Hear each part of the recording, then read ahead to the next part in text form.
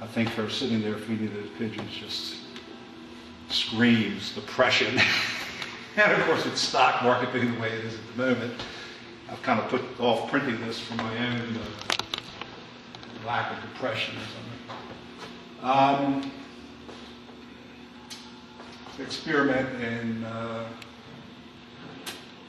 formatting, working with collage. This is, I think, a very successful experiment in formatting, working with collage. It's a finished piece, actually. This was taken in India, 1950. And it was the whole sequence is a woman getting on a train, another woman turning, talking to her, walking away. And the finished piece was about 60 frames long. I didn't print it 18 by 20, I printed it in somewhat smaller format. But it was big. Even then it was large, and it just didn't work as a long, continuous piece. So I tried to get the same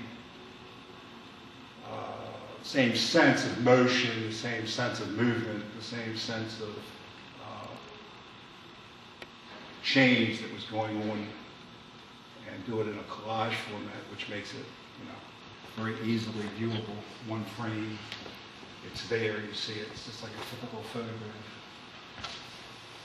This piece is Jerusalem, 1929. And actually it's the marketplace of Jerusalem. I was there in 1995. It looks pretty much the same, so I guess if you wanted to make a home movie, you could go over there right now and get pretty much the same picture. I don't know what this guy's doing. He's working with some type of grinding wheel, I believe. And the person who was taking this 16 millimeter home movie was taking a movie ahead. And unexpectedly, this woman walks through the frame of the camera. And I know it was unexpected because there's a lot of video of this man working with this grinding wheel before her and a lot after her. So she was just an accident that happened. She was 1.5 seconds of something that occurred in the marketplace in Jerusalem in 1929. And it's just an accidental recording, and I discovered it, and I think it just presents a really an interesting, beautiful movement, choreography, emotion that goes through the piece. This piece is one of my favorites, actually, because of its absolute incredible simplicity. This woman just raises her head. And it's 9 frames long. It represents about 1/2 second in an 8 millimeter pornographic movie.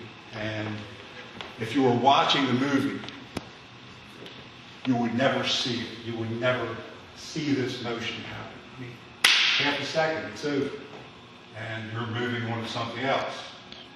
Probably something a little more erotic that would distract you from this having happened. But it's a beautiful movement. It's a beautiful motion. And the light and the dark and the movement and the contrast that it presents, I think, just give a nice finished image. And again, it's something that looking at the movie you never see unless you go through the movie one frame at a time. This is simple. This is from a 1920s pornographic 8 millimeter movie. And it's 2 women in furs sitting in a car. One turns her head to the other woman and smiles. I mean, at some point in the movie, I think they may have sex with the butler, with the chauffeur or something, but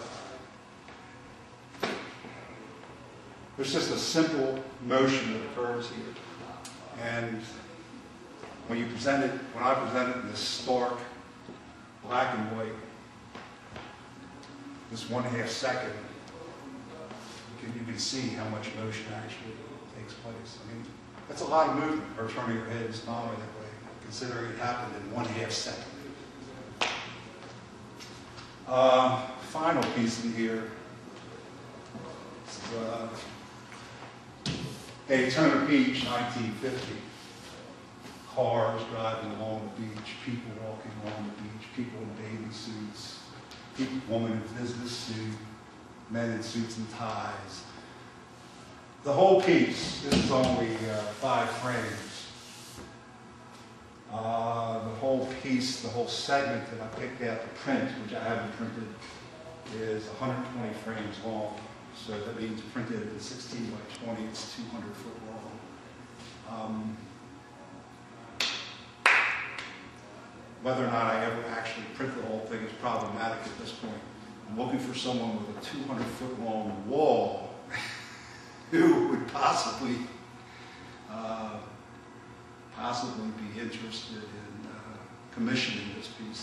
I don't do commissions generally, but this is an ambitious undertaking. I did print a number of the negatives, and sometimes, because of the age of these pieces, 1950, gee, it doesn't seem like all that long ago.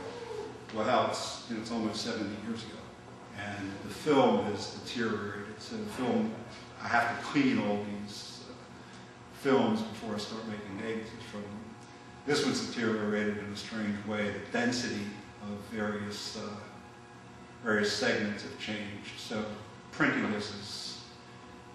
whole 120 frames would be very tedious and time-consuming chore. But seriously, if someone does step forward with a 200-foot-long wall, I would probably be very, very tempted to finish this piece. And it's interesting. I mean, like I said, you can see this car speeding by, but there are other 1950s vehicles that come by, and people that walk by, and pigeons that fly into the piece. So the whole thing presents, I think, a very interesting 7.5 seconds, of what happened on the beach in Daytona, Florida, in 1950. That is pretty much what I've been doing. Usually don't have this much hanging in here at any one time. I usually, after I create a piece, finish a piece, I bring it and hang it, and if it's bad, I'm usually aware of that within about 10 minutes, unfortunately. And I destroy it if it's good. It usually hangs here for, a few weeks, a month, whatever, until I create the next piece. Then I replace it. When I take the pieces down, unfortunately, this is an industrial site. And this is a very dusty industrial site. So when I take these pieces down, I usually have to rewash them and dry them before I store them away. So, again, after showing these pieces on this video, I've got a whole lot of washing and drying to do. So it's going to be a pain in the ass. But this is it, and this is what I do. And a couple of pieces back here that are just from my sketch pad. Collage pieces I've been experimenting with, collage photography.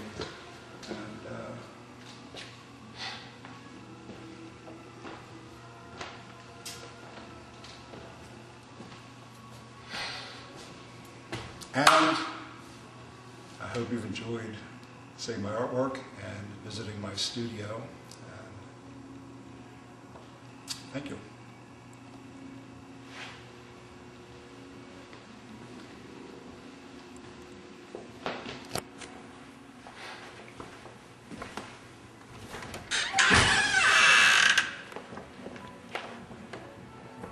From, I guess, about 40 years ago. I was in my early to mid-20s. I think it's 25, 24. And I think I took this when I was a school teacher, actually. I was an art teacher. It does look like a blackboard in the background. I keep it here kind of as a sense of humility, as you see what age can do to you. So, no, actually, it's just a self-portrait that I enjoy, but it's very, very old.